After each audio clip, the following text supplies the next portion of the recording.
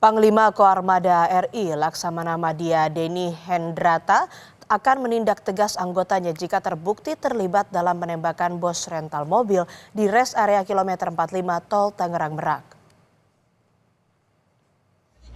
Ada 3 oknum TNI AL yang tengah diperiksa oleh pihak Puspomal.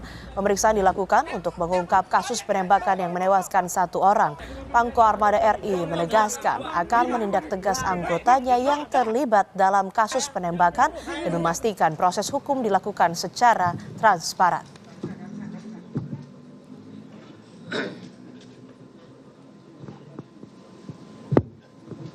Nonaktif sehingga dikira. Dalam insiden tersebut diakui bahwa salah satu anggota melakukan tindakan penembakan. Setelah diketahui kemudian mengakibatkan korban. 1 orang meninggal dunia dan 1 orang luka-luka. Saat ini ketiga anggota tersebut proses penyidikan di Puspomal. Bahwa siapapun anggota kami bila terbukti bersalah, kami akan tindak tegas sesuai peraturan perundang-undangan yang berlaku di TNI. Kasus penembakan yang menewaskan bos rental mobil terjadi pada Kamis 2 Januari 2025 di res area Tol Jakarta Merak, Tangerang, Banten. Pelaku diduga membawa kabur mobil sewaan sehingga korban yang merupakan pemilik rental mengejar pelaku menggunakan GPS.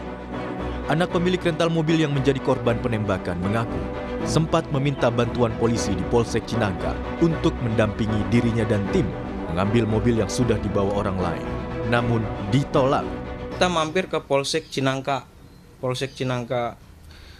Kita meminta perlindungan untuk ke Polsek Cinangka pada petugas yang piket pada malam itu ternyata mendapat penolakan dari Polsek Cinangka. Juga sudah laporan ke Kapolsek, memang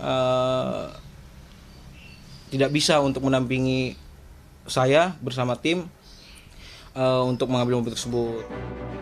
Terkait laporan korban yang ditolak Polsek Cinangka, Kapolda Banten Irjen Suyudi Aryoseto menyebut menemukan adanya pelanggaran dari anggotanya yang tidak melakukan pendampingan kepada korban saat menyampaikan laporan.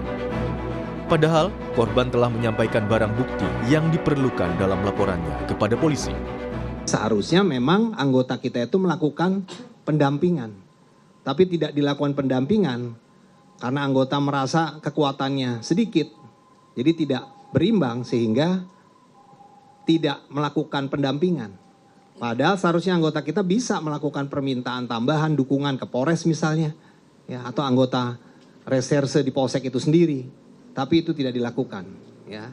Nah, sehingga dari hasil penyidikan Propam Polda Banten, ya, telah ditemukan adanya pelanggaran, ya, terhadap ketidakprofesionalan terhadap anggota Saudara Dery, ya, Andriani, yang sanksinya dapat kita demosi, bahkan yang terberat adalah bisa di PTDH. Anggota Komisi 3 DPR, Sudeson Tandra, menanggapi adanya penolakan pendampingan oleh polisi. Menurutnya, laporan masyarakat harus diurus dengan baik.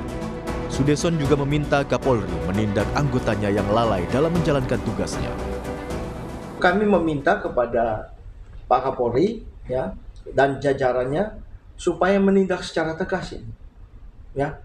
Mereka yang lalai itu harus ditindak. Supaya apa? Memberikan sign, memberikan tanda yang jelas kepada pihak yang lain, ya, kepada jajaran kepolisian dimanapun berada, agar jangan main-main, ya kan? Kalau laporan masyarakat itu harus benar-benar diterima, diperiksa, diselidiki, dan diurus dengan baik, ya kan? Untuk dilakukan penegakan hukum.